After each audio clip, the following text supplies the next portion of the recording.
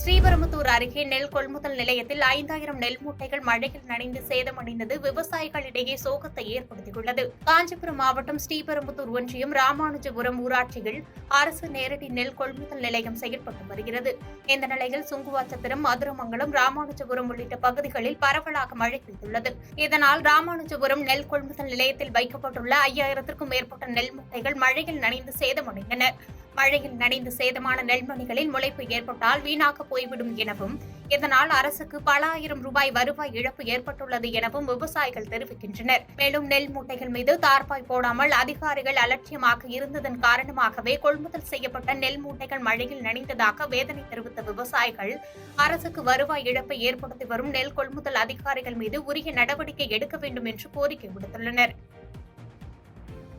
பாதகம் செய்பவரை கண்டால் நாம் பயங்கொள்ளலாகாது பாப்பா, மோதி மிதித்து விடு பாப்பா, அவர் முகத்தில் உமிழ்ந்து விடு பாப்பா.